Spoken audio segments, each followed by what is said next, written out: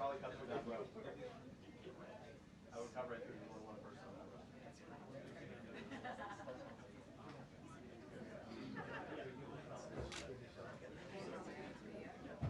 Yeah.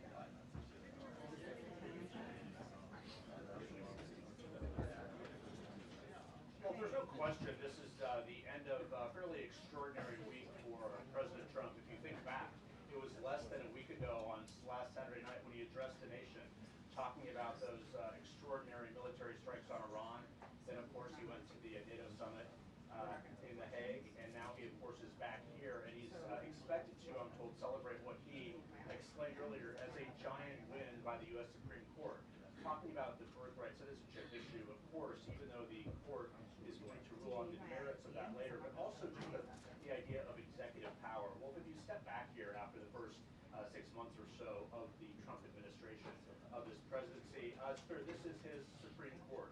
This is one of the major differences from his first term in office, of course. He has 3 justices that he appointed on the Supreme Court, and the judiciary across the country also has many Trump appointees. Now, it's been a mixed bag, if you will, of rulings, as we've seen, but the ruling today by the court, it will not cause immediate relief. It will send many cases back to lower courts and open the door for class actions, but it signals one big question that all presidents have, certainly this president has, and that is the power of the executive branch, the power of the presidency.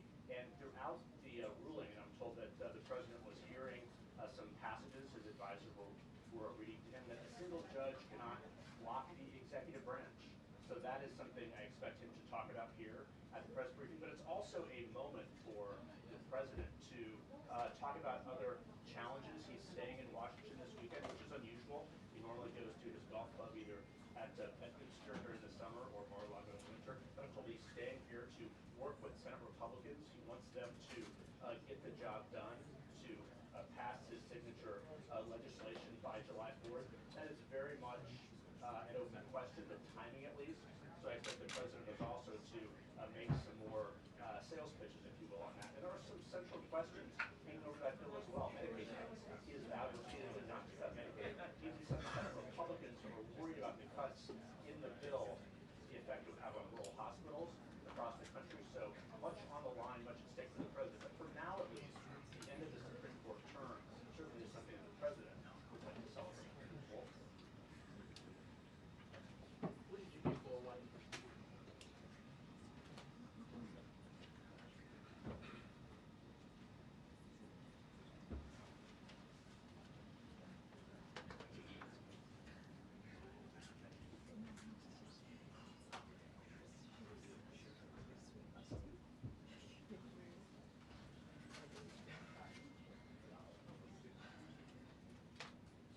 it is, Wolf. By my memory, at least, we can check this. I believe it's only the second time he has had a news briefing here in the White House briefing room. The first was in the early days of his presidency after the tragic plane crash at National Airport. He, of course, came in this briefing room and took questions. But you're right, he often does his exchanges with reporters, often on a near daily basis in the Oval Office or other places on this campus. But no, there's no doubt this is a different moment, but he wants to obviously talk about and celebrate what he sees as a giant win, as he put it on a Truth Social earlier this morning, but also think of all that's happened over the last week. It's extraordinary. And many questions remain about the Iranian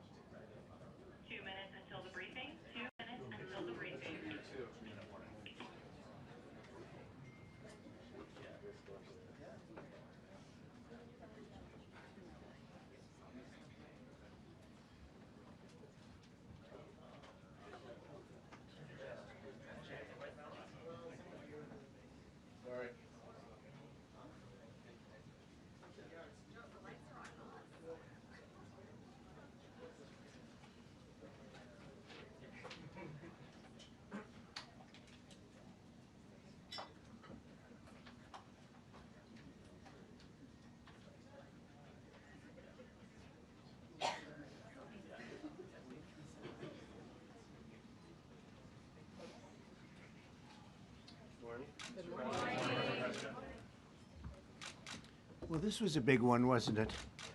This was a big decision. An amazing decision, one that we're very happy about. This morning, the Supreme Court has delivered a monumental victory for the Constitution, the separation of powers, and the rule of law in striking down the excessive use of nationwide injunctions to interfere with the normal functioning of the executive branch. The Supreme Court has stopped the presidency itself. That's what they've done. And really, it's been an amazing period of time this last hour. There are people elated all over the country. I've seen such happiness and spirit. Sometimes you don't see that, but this case is very important. I was elected on a historic mandate, but in recent months we've seen a handful of radical left judges effectively try to overrule the rightful powers of the president to stop the American people from getting the policies that they voted for in record numbers.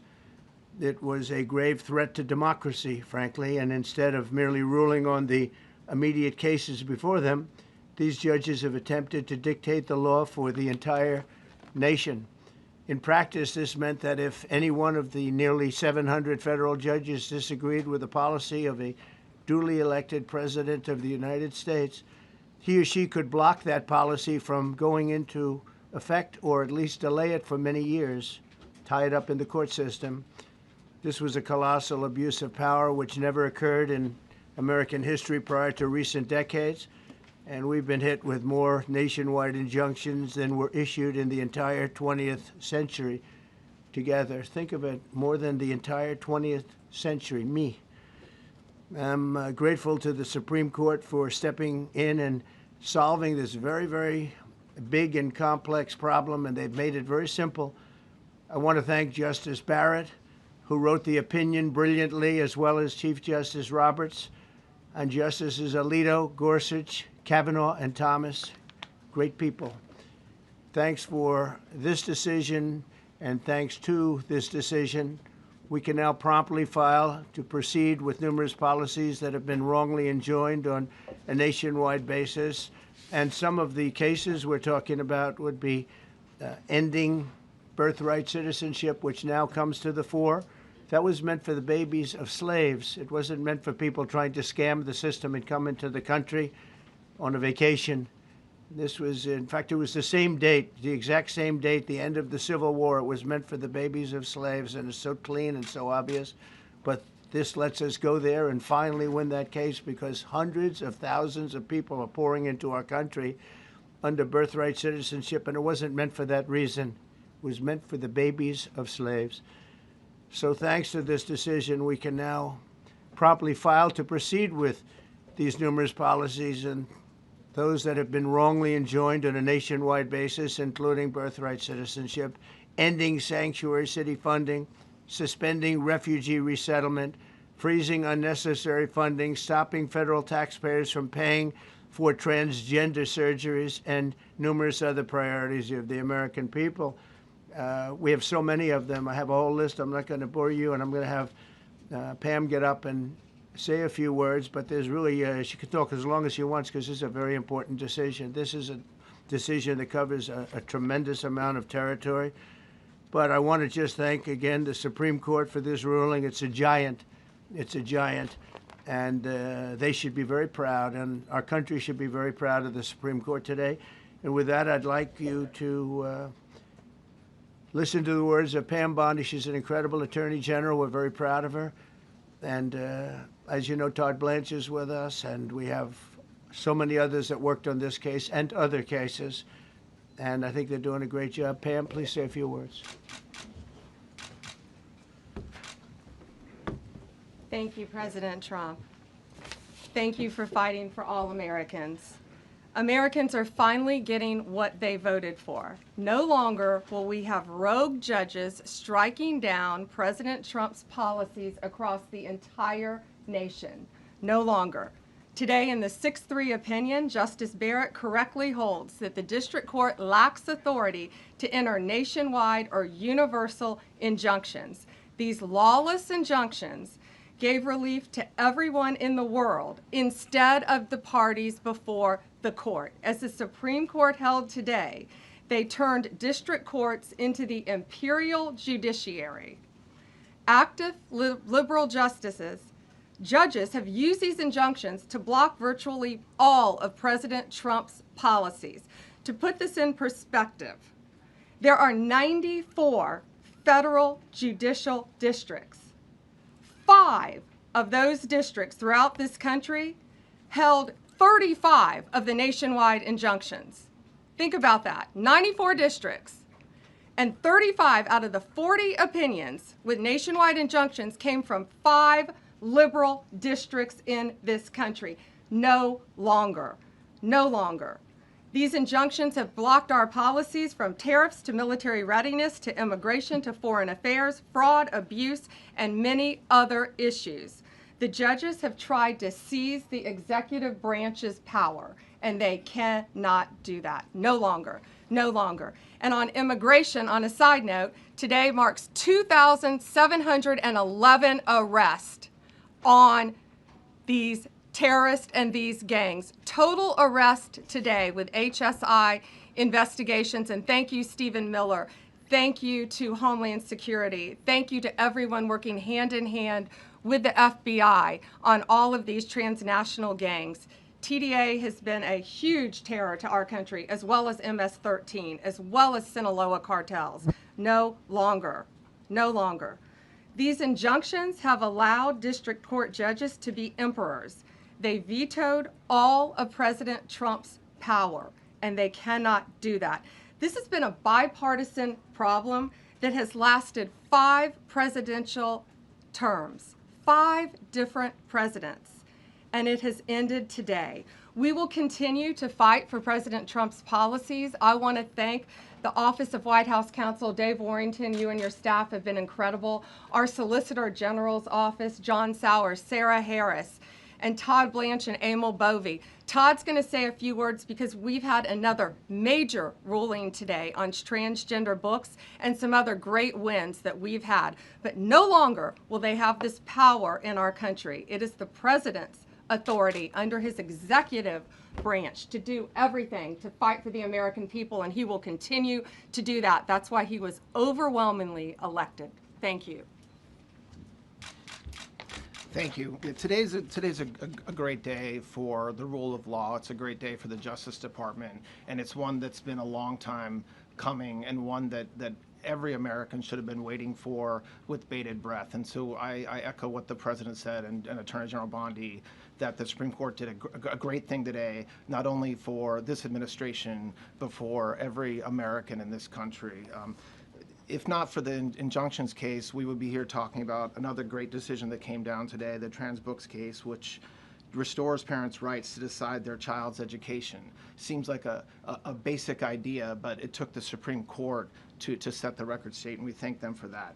And now that ruling allows parents to opt out of dangerous trans ideology and make the decisions for their children that they believe is correct. And so we thank the Supreme Court for that. There's been multiple decisions over the past several weeks that just show why this nationwide injunction ban had to happen.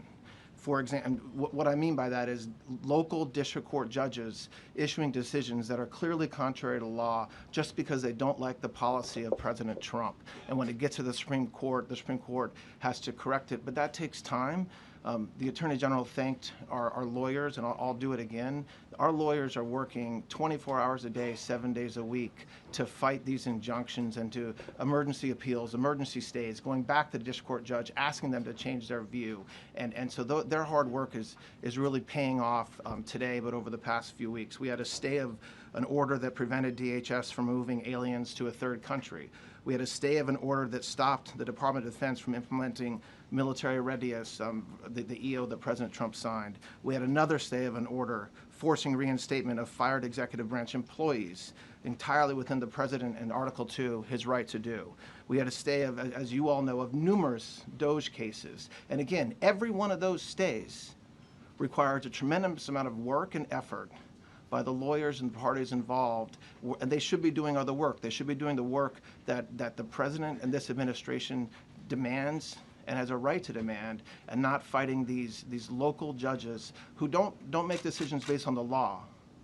They make decisions because they just simply don't agree with the administration's decision about a policy, and that's wrong. Thank you. Any questions? Yes, for Pam, please. Go ahead. Sure. Thank you, Madam Attorney General. So as you know, the Supreme Court did not rule on the underlying constitutionality of the President's birthright citizenship order. So what is the plan now? Are you going to try to implement the EO just in states where there isn't a legal challenge?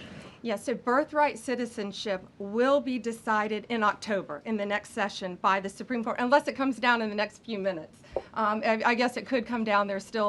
I think they're still deliberating right now on some cases. As you heard, we just got transgender books, which is a huge win.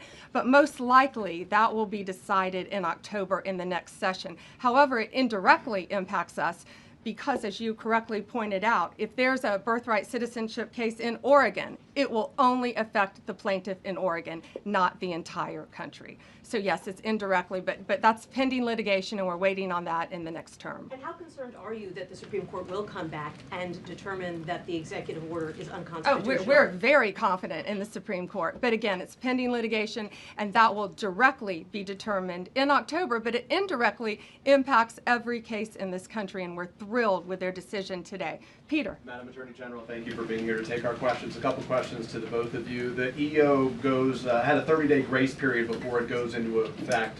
Is there any thought about trying to make it effective immediately within that period of time?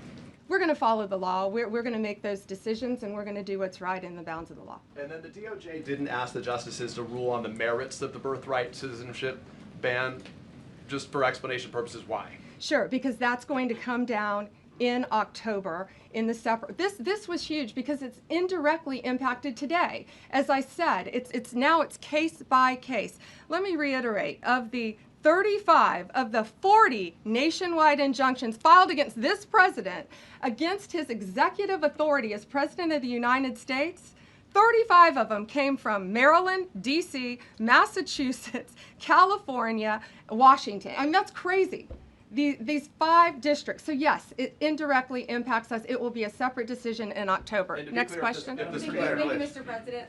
A question for you, sir. Do you believe this ends the power of the lower court judges to stop your agenda? Do you see this as a full green light for your agenda going forward? Well, you'd have to really speak to the lawyers about that, but this is really also a decision based on common sense. It didn't work the other way. It was a disaster where somebody from a certain location in a very liberal state, or a liberal judge, or a liberal group of judges could tie up a whole country for years because their decision would sometimes take years to overturn. We've overturned many of the decisions, but it would take years to do it. And we have to act quickly when it comes to illegal immigration. We have murderers, killers, we have drug dealers, we have what they've allowed to come into our country. Should never be forgotten. It should never be forgotten what they've done to our country. And we have to be able to act very quickly, and we're going to do that. Thank you. Just as Amy Coney Barrett, sir, I know that you praised her and her opinion here in this case. She has taken some heat, though, from some of your supporters who have labeled her weak, a squishy, a rattled law professor. What is your take on that? I don't know about that. I just have great respect for her. I always have. And her decision was brilliantly written today. From all accounts, yeah. Transgender ruling, Mr. President. What would you say to Americans who fear that this is more and more concentration of power in the White House and the executive? Well, this really brings back the Constitution. This is what it's all about, and this is really the opposite of that. I mean, the question is fine, but it's the opposite. The Constitution has been brought back. Thank you so much, President Trump. Illegal crossings in the border are 0 now. 0. Does everyone hear that? 0. Trump 2028! Do you intend, President Trump? Who's that guy? I like him. He's working the cameras. With this new reality, President Trump, in the border, do you intend to engage personally with leaders from South America, not only Central America, Sure. in order to I tackle do that anyway. this situation? situation I in do a that regional anyway. way, and if you have a perspective of meeting some Sure. presidents from South America, as Brazil, for example. Well, you see, as an example, not South America, but NATO over the weekend. Yeah. They have great respect for our country now. They did things that nobody thought was possible. They took funding from 2% to 5%. Nobody thought they'd ever pay the 2%, and now they're paying the 5%. It's over $1 trillion more a year. Think of that, $1 trillion. Nobody thought that could happen. That's a different group of people, different countries. Yeah, but we get along with a lot of countries. We are respected again. Our country, the U.S., is respected again. Was not respected 6 months ago, I can tell you. Can we ask about the big beautiful Yeah, go ahead, please. Yeah, Mr. President, you have a deadline coming up on trade in 2 weeks. Which countries, if On any, what? on trade, on tariffs, Yeah. sir? Which countries, if any, are close to agreements with the administration? Well, that's an interesting question. We've made a deal with China. We've made a deal with probably 4 or 5 different countries. With the UK, it was a great deal for both. And we're in the process of making some others. But ultimately, in fact, Scott is here, and Howard Lutnick, these two guys have been doing an incredible job, and the people that work with them have been doing an incredible job. But, you know, we have 200 countries, you could say 200 countries plus. We can't do that. So at a certain point over the next week and a half or so, or maybe before, we're going to send out a letter. We talked to many of the countries, and we're just going to tell them what they have to pay to do business in the United States. And it's going to go very quickly. But some of the bigger countries, so India, I think we're going to reach a deal where we have the right to go in and trade. Right now it's restricted. You can't walk in there. You can't even think about it. We're looking to get a full trade barrier dropping, which is unthinkable. And I'm not sure that that's going to happen. But as of this moment, we've agreed to that, go into Indian trade. We're going to be trading in China. That's going to come a little bit down the road, but we're going to be trading in China. We have a lot of great things going, and we're getting along with countries, but some will be disappointed because they're going to have to pay tariffs. And we've taken in already hundreds of billions of dollars in tariffs. No inflation. The only problem we have is we have a Fed guy that doesn't understand what's happening, and it would be great if he'd lower the rate because we'd be able to borrow a lot cheaper. Yeah, go ahead, please. Why don't we keep it on this subject? This is such a big subject. You know what? Trade is so big, but this, I don't know, in a certain way, this might be bigger than trade. I think this is bigger than trade. Yes, please, go ahead. I was wondering, though, if you could... Go ahead. Sir, on the transgender ruling, the Supreme Court ruling that parents with religious objections can pull their kids out of public school lessons that use LGBTQ materials. Pam brought it up. Your reaction to that ruling today, sir? I think the ruling was a great ruling, and I think it's a great ruling for parents. It's really a ruling for parents. They lost control of the schools. They lost control of their child.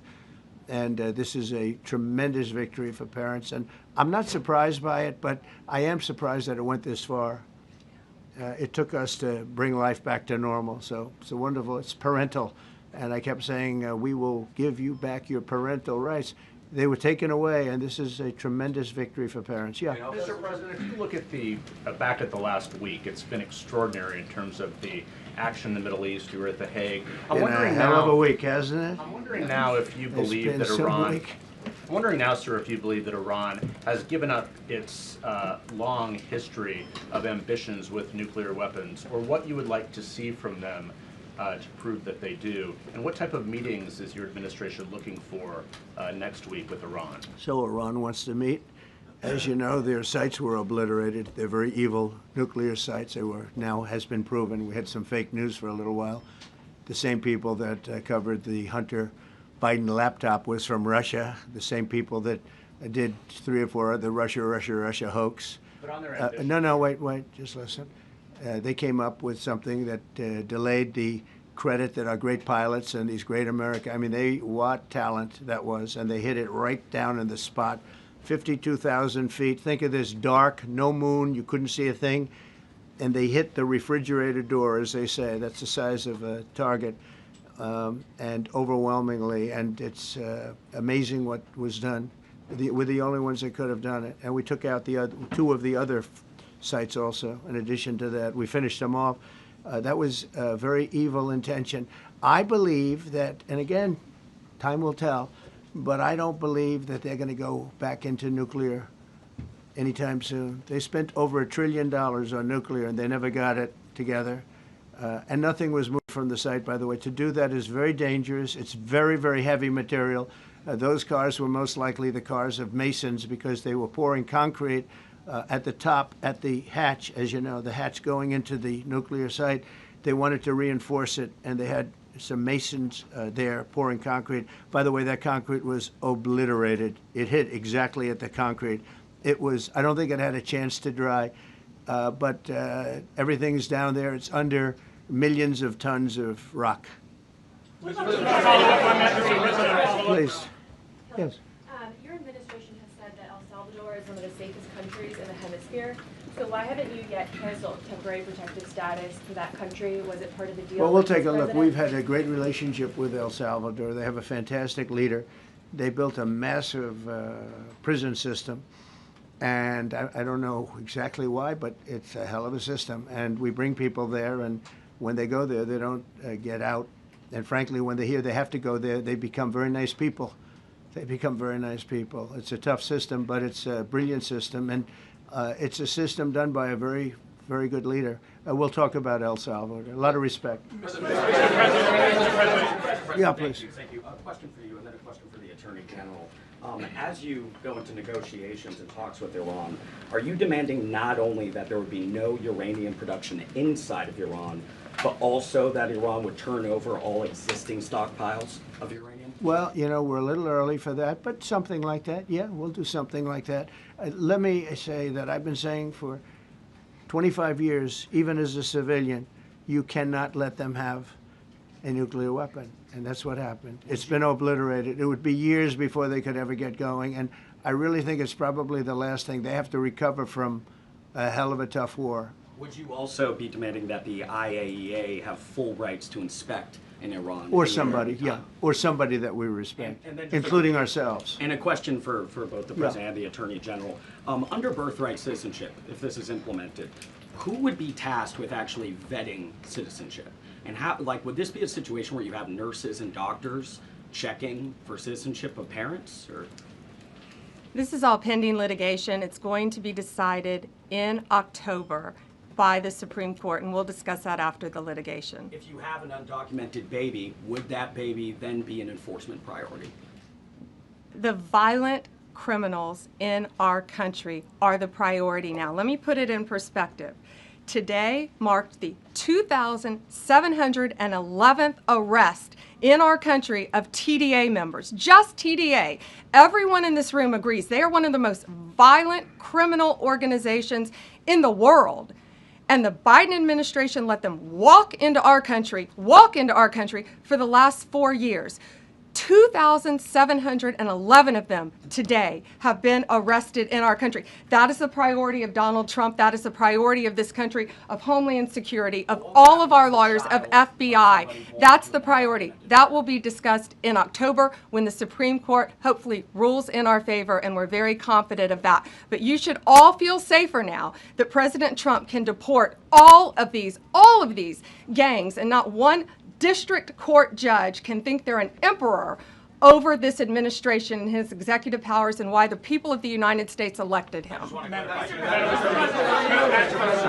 I just might add one thing, and you know, they used birthright citizenship, some of the worst people, some of the cartels, to get people into our country, just so you know. And again, I say, if you look at the end of the Civil War, the 1800s, it was a very turbulent time. If you take the end day, was it 1869 or whatever, but you take that exact day, that's when the case was filed. And the case ended shortly thereafter. This has to do with the babies of slaves, very, very obviously. And I think we're going to win. People didn't, I don't think they went about discussing it right. I came along and we looked and we said, wait a minute, this is wrong. We've been looking at birthright citizenship wrong for years, but they've used it. The cartels have used birthright citizenship to get very bad people in. And what Pam's doing and what Todd and everybody else, what they're doing at DOJ and all over, FBI, ICE, Border Patrol, these are incredible people. They're trying to keep our country safe, and they don't want to have people come in. This is just another way that they get illegal immigrants into our country, and in some cases, very, very bad ones. Go ahead. Thank you, Mr. President. On your tax bill, if I could for a moment, senators are racing to rewrite parts of it right now after the Senate parliamentarian ruled that sections of it were outside of the process that they're using to get this through.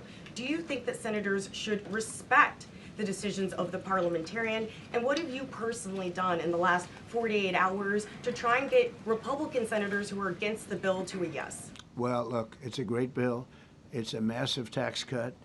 If it's not approved, your taxes will go up by 68%. Think of that, 68, a record, the highest in the history. The Democrats won't approve it only because politically it's so good for the Republicans. The Democrats aren't approving it. But think of what they're not approving. They're not approving border security. We've done a great job at the border, but we have to add some wall. We have to do, various things. We have no money for that. We have no money for the border. We have no money for so many things.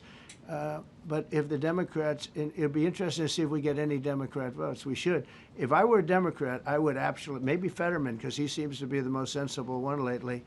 If I were a Democrat, I would vote for this bill all day long because it's tax cuts and so many other things that are common sense. They're basic things. I think they're doing fine.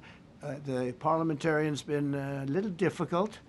And I would say that I disagree with the parliamentarian on some things, and on other ways he's been fine. But we'll have to see. It's a big issue.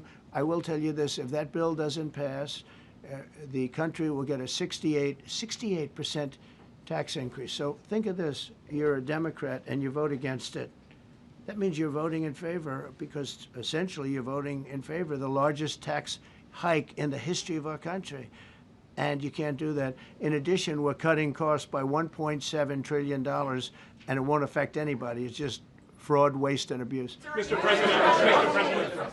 President, a leading global economist just did a 180 and says your tariff plan, you may have outsmarted everybody with it. What is your message? I love this. I love this question. This is the favorite. This is the best question I've ever been asked, because I've been going through abuse for years on this. Because as you know, we're taking in hundreds of billions of dollars, no inflation whatsoever. But Mr. President, what is your message to critics who think your tariff plan will cause a recession? I think they should go back to business school. It's so obvious. It's so obvious. I mean, we're taking in billions and billions of dollars from China and a lot of other countries. We took in, I had a call from somebody in the House and a high official. Sir, we have a problem. We don't know what to do. The books are a mess. I said, what do you mean by the books? The books, the money coming in. It's so terrible. I figured, oh boy, what's this? I don't like this question. I said, so what seems, there's so much money coming in, and there must be some kind of an accounting mistake, because we have hundreds of billions of dollars more money than we thought. I said, do me a favor, go check call me back. You have to call me back. Check the tariff column. Calls me back 2 hours later, says, you're right. We took in $88 billion in tariffs. They have so much money coming in. But more important than the money coming in, we have companies coming in, factories coming in, auto plants being built. AI is being built here instead of being built all over Europe and Asia. We have all of it. We have over $15 trillion, just about, Scott. I think we're right about that number. We went to Saudi Arabia. We went to Qatar, we went to UAE, very smart people, very smart leaders, great leaders, and we took in $5.1 trillion just there without the tariffs. I mean, they also liked a thing called November 5th, November 6th, and November 7th. That was a very good little period of time. It's called the presidential election. You know, you used to have one-day election, now you have it go over it, but even if you just took that little period, because it was pretty obvious it was going to be a landslide, and they like that, but they love the tariffs.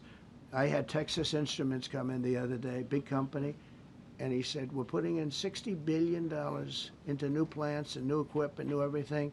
Sir, you're going to keep the tariffs, aren't you? Because if I ever took the tariffs off, and we are going to absolutely keep it. And they're worried that somebody that, like this communist from New York, someday gets elected. I can't believe that's happening. That's a terrible thing for our country, by the way. He's a communist. We're going to go to a communistic state. That's so bad for New York. But the rest of the country is revolting against it. But if somebody got elected, they're afraid that if this was taken off, well, we're going to guarantee it's never going to be taken off. And again, we're taking in think of this, hundreds of billions of dollars. And they were all confused because they've never seen this before. You know, it's always the other way. We don't have enough money.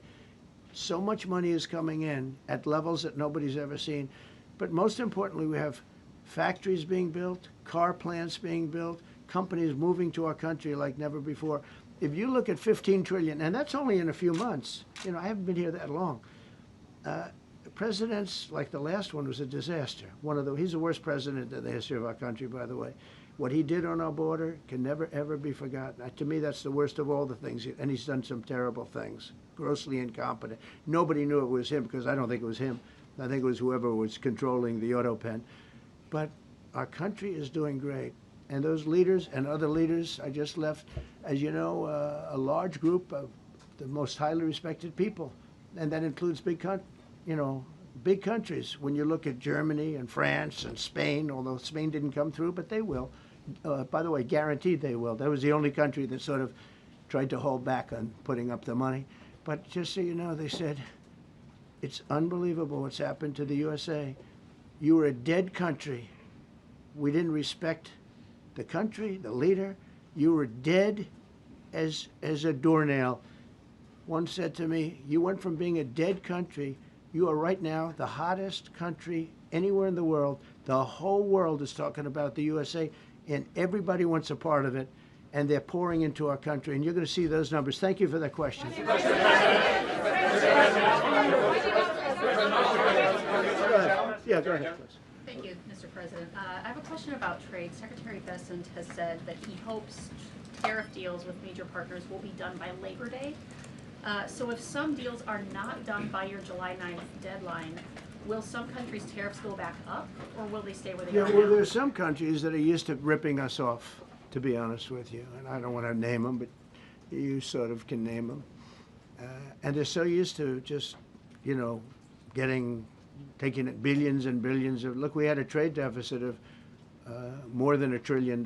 Think of a trade deficit. That's because nobody cared. We cared a lot when, you know, I took in hundreds of billions of dollars in tariff. We had the greatest economy in history up until now. I think we're going to blow it away. But during my time, and especially prior to COVID, we had the greatest economy in the history of our country. I think we're going to blow it away now based on the kind of numbers that we're seeing. But some countries are very angry because they've been ripping us off for years. They've been making billions and billions of dollars. There was nobody to negotiate with. They could do whatever they want. They charged us tariffs, by the way, at numbers that we've never seen before. And we ended up losing much more than $1 trillion a year. $1 trillion a year on trade. And now they're being met with a force that's far greater than them, and they don't like it. So they're upset because instead of making, you know, $5 billion, they're going to break even. Or they'll make a little bit. I want to be nice. They'll make a little bit. Or we'll make a little bit. It's a big difference. Yeah, please go ahead. Go ahead. Red dress. On the 2020 election, is there any more information on the special prosecutor? So many Americans still have questions about the 2020 election. And speaking of rogue judges, would you consider appointing somebody at DOJ maybe to investigate the judges that allowed for the political persecution of you, your family, and your supporters during the Biden administration? I love you. Who are you? I'm Kara from Lindell TV. Well, it's just a very nice question. And it's not a setup. I have no idea who you are, but I appreciate that question. All I can say is we're not here for that. I hope so. I hope they're doing a thing because that election was rigged and stolen, and we can't allow that to happen. You know, a lot of people tell me, sir, you just won the greatest election in the history of our country. You won at numbers that won all 7 swing states, won the popular vote, won everything. Sir, go on with your life. And many people that say that, good people, friends of mine, then you have people that say that same thing, go on with your life, but you have to find out what happened because you can't let that happen again. Look at what this lunatic did. Look at what he did. He opened our borders to people that were murderers, 11,888 to be exact, murderers. And we've captured many of those murderers, and we're bringing them back. Or some of them are so dangerous that we don't even want to bring them back. We're afraid they're going to try and come back in. But he allowed people to come into this country, people from mental institutions, insane asylums. That's a mental institution on steroids. People from mental institutions, gang members, drug dealers, people, jails, being emptied out into our country. Venezuela emptied out almost its entire prison population into our country. But I don't want to blame them. Many countries have done that. The Congo, you know, we have a great press conference coming up later, and it's the Congo and Rwanda. You know, they were fighting for years, and it was machetes, it was vicious, it was as vicious, people's heads being chopped off. And I have a man who's very good in that part of the world, very smart, and put them together, and we're signing a peace treaty today. First time in many years they're going to have peace, and it's a big deal. You know, we talk about Russia, and we're working that one. President Putin called up, and he said, I'd love to help you with Iran. I said, do me a favor. I'll handle Iran. Help me with Russia. We got to get that one settled. And I think something's going to happen there. But we did some great work. India and Pakistan. That was going to be maybe nuclear. We did that. We did a lot of work. I don't know if there's ever been a president that's done much more. Serbia, Kosovo was going to go at it. Going to be a big war. I said, you go at it. There's no trade with the United States. They said, well, maybe we won't go at it. That's what happened with India and Pakistan. I was negotiating with both of them, and I said to Scott, I said to Howard, cancel all deals with India and Pakistan. They're not trading with us because they're in a war. They called back, what do we do? I said, look, you want to have trade with the United States, it's great. But you want to go and start using nuclear weapons on each other, we're not going to allow that. And they both agreed. Both have great leaders. They both agreed not to do it. So we did a lot, but I appreciate that question. Sir, on peace deals, can I follow up with you? Sir, can I follow up on peace deals? Thank you so much. Yes, Thank please. you, Mr. Orange. President. Thank you, Mr. President. I was just speaking with Senator Ron Johnson on the One Big Beautiful Bill, and he says he really wants to get to yes for you and get this accomplished. He does. He's a good man. But he also said that he needs more time, and he is not certain that the July 4th deadline is Well, possible. then he's not such a good man. Because there's too much work to do. He's a good man. Ron How Johnson's important- doing a good job. He's very committed. Every Republican senator is committed. And, you know, you could have a couple of grandstanders, in all fairness. You could have somebody else. And it's very dangerous because our country would go from being the most successful country in the world to who knows what happens with a 68%, think of it, 68% tax increase. That was given by the Democrats because they like high taxes. I don't know what happened. You know, all my life, I'd grow up and I'd watch politicians talking. I'd say, oh, that's fun. And they were always saying, we will cut your taxes. We will cut your tax. I never heard it. They say, we will raise your taxes. And they elect people like this guy in New York that maybe has a chance. I find it hard to believe, but he maybe has a chance. They want to raise your taxes. So they want to see a 68% tax increase. That's more money than anybody could afford. You'd go into a depression if that ever happened. So I think there's a lot of pressure to get that approved. President Trump, How important is the July 4th deadline to you if the It's default important. It's not deadline's the end till all. August? It can go longer, but we'd like to get it done by that time, if possible. And look, we have a lot of very committed people, and they feel very strongly about a subjects that you're not even thinking about that are important to Republicans. The problem we have is that it's a great bill. It's a popular bill, but we'll get no Democrats only because they don't want to vote for Trump. If that bill was their bill, oh, they would be so happy. It's so great for our military. It's great for everything. And they would normally vote, but because their hatred of Trump, they have Trump derangement syndrome at levels never seen before. And instead of voting for a tax cut, they're voting for a tax increase of 68%. They're voting to destroy Social Security, destroy Medicare, and destroy Medicaid. And we're voting to make them perfect and to make them better, make them stronger and better. They're going to destroy Medicaid, and they're going to destroy Medicare, and Social Security will follow. If you vote for the Democrats, you're dead on those three things. Sir, on peace deals. Thank you, Mr. President. On a related subject, many Democrats have said that they are not going to support crypto bills in Congress only because of you and your family's personal crypto ventures. And these votes are in some cases needed to pass. Are you open to the idea of pulling away from your personal crypto ventures just for the next few years if that helps get these crypto bills passed in the next few months? Well, it's a very funny thing, crypto. So I became a fan of crypto, and to me it's an industry. I view it as an industry, and I'm president. And if we didn't have it, China would, or somebody else would, but most likely China. China would love to.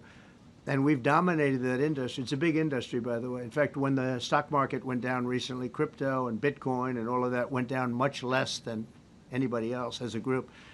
And we've created a very powerful industry, and that's much more important than anything that we invest in. We invest in it, but really that was an industry that wasn't doing particularly well. I got involved with it a couple of years ago, and before the second term. I got involved before I decided to run. I only decided to run because I saw what was happening, and Biden was incompetent, and the administration was crooked and incompetent, and I was in Bitcoin then, not knowing if I was going to do it a third time. So it's become amazing. I mean, it's the jobs that it produces, and I notice more and more you pay in Bitcoin. I mean, people are saying it takes a lot of pressure off the dollar, and it's a great thing for our country. So I don't care about investing. You know, I have kids, and they invest in different things. They do believe in it. But I'm president, and what I did do there is build an industry that's very important. And you know, if we didn't have it, China would. Okay. Sir, Mr. President, go ahead. With the glasses, gentlemen. Go ahead, please. Go ahead. Thank you, Mr. President. So, are you going to cut funds in the sanctuary states, like for instance California? They keep supporting illegal immigration, and then these people work under Yeah, we're the giving them table. a hard time. And also, in a foreign policy I question. mean, they don't have a governor in California. They have a man that wants to give away everything to people that nobody's seen before. If we didn't go into Los Angeles with the military, which did a fantastic job, but if we didn't go into Los Angeles bringing in the National Guard, I would have brought the military if it was necessary, because you have to. We have the right to. That was another thing upheld by the Supreme Court. But if we didn't go in with the National Guard and be strong and tough, you wouldn't maybe have Los Angeles. It would be like the rest of California, the rest of Los Angeles. They lost 25,000 houses in a fire. They should have lost none. You know, I sent the water down. I had to break into their water supply because they just refused to do it. They're crazy. There's something wrong with them. They have plenty of water. They don't have droughts or anything. They have we let it come down from the Pacific Northwest. They routed all the water out into the Pacific Ocean for environmental reasons, okay? And now you have 25,000 houses, none of which would have burned down if you had the water. They didn't have water. They didn't have water for the fire pumps. They didn't have water in the sprinkler systems that people put in.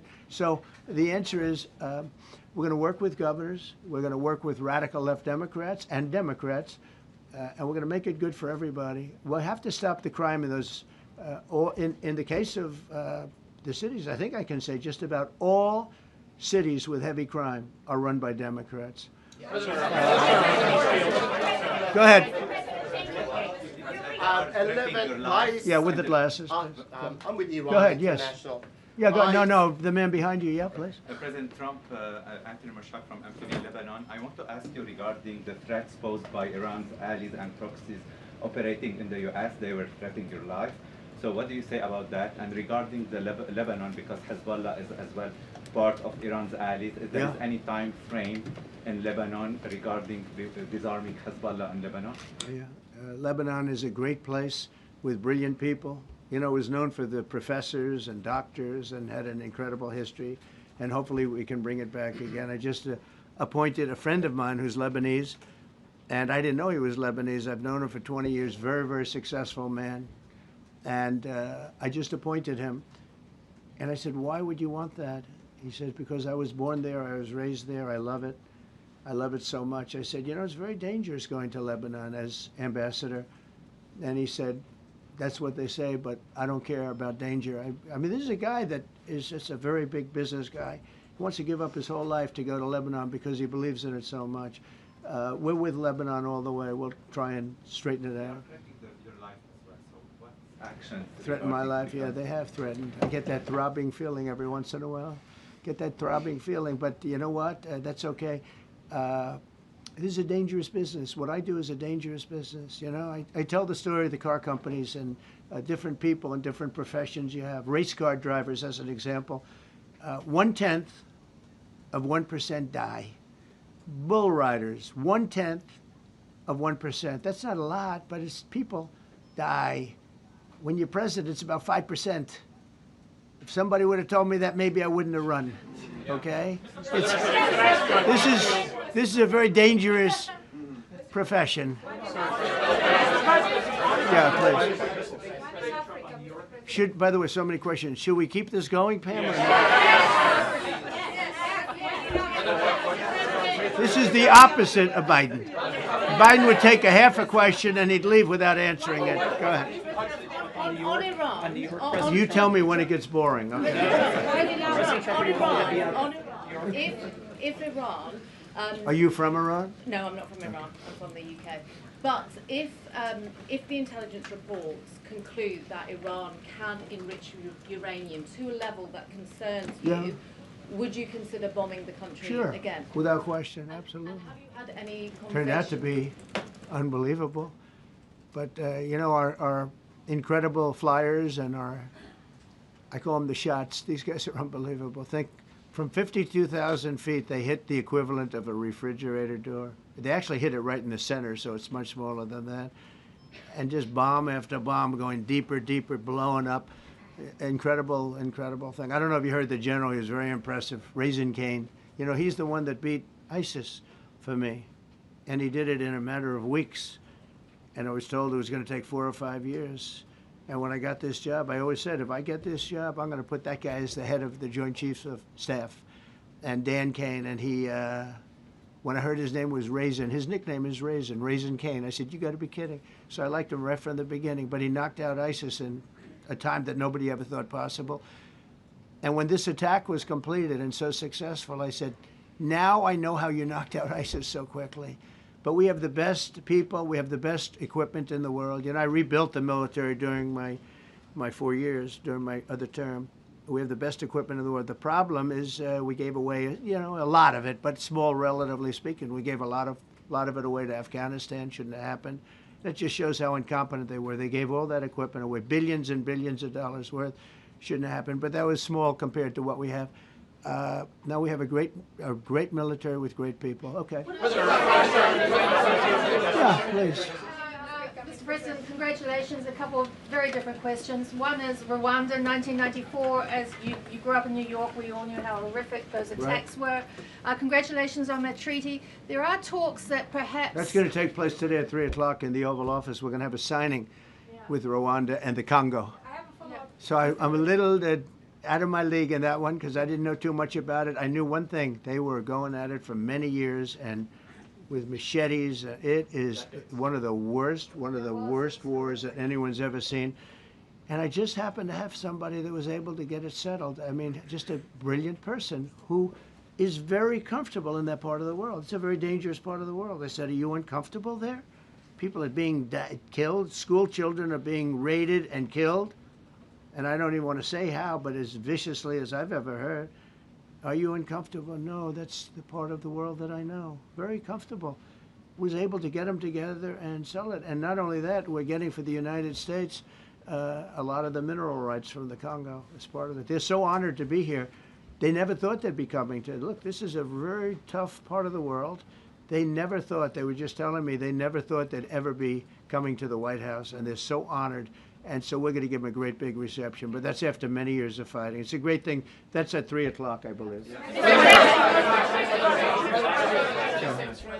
Sir, are you concerned at all about secret nuclear sites in Iran? You talked about maybe just secret nuclear site? Yes, that there might be some of Not those. really. Can I tell you? They're exhausted. And Israel's exhausted too. And I dealt with both of them. And they both wanted it settled, both of them. And we did a great job, but they're exhausted. The last thing they're thinking about right now is nuclear. You know what they're thinking of? They're thinking about tomorrow, trying to live. It's such a mess. It's such a mess. The place was bombed to hell. And no, I'm not worried about it at all. And I'm putting out a little statement. I'm going to respond to the Ayatollah's statement yesterday that we won the war. Oh, God, we won the war. And I said, look, you're a man of great faith, a man who's highly respected in his country. You have to tell the truth. You got beat to hell. And Israel was beat up too. They were both beat up. And it was a great time to end it. It was quick. They got the hate out. There was a lot of hate, a lot of hate. It would be great if they didn't have that hate. But the last thing they're thinking about is nuclear weapons right now. Please. Thank you, Mr. President. Iris Tao with NTD Research Media with the Epoch Times. Thank you Good. so much for doing this. It's Sure. very refreshing for all of us here, It's a I good believe, group. in this room. It's refreshing? Very refreshing, yes. We haven't Probably. had this in, for the I past I understand what you mean. So thank you so much for coming out here. Other to talk than to us. Caroline's done a great job. Yes. You're referring to the past administration, Yes, not to yes. Caroline, right? Yes. Back to the ruling today, if you don't mind. So you have always talked about winning for the American people. Right. How do you think today's ruling will enable you to further deliver for American families and workers across the country, not only when it comes to immigration, but also when it comes to trade, energy? What actions are you most eager to move forward Well, I with think now? taking power away from these absolutely crazy radical left judges is a tremendous, this is such a big day. This is such a big day. It's like, it's sort of sad because we're doing the signing at 3 o'clock, and this may very well dominate the signing of a big war that was going on and really affecting the continent of, think of it, the entire continent of Africa was being affected, and we're settling that war today, and this will probably be a headline. But this is a very big moment, and it gives power back to people that should have it, including Congress, including the presidency. And it only takes bad power away from judges. It really doesn't take power. It takes bad power, sick power, and unfair power. And it's really going to be, this is a very monumental decision. Yeah, please. Yes, President, thank you very much. On July 9th, is that July 9th date set for tariffs to snap No. back?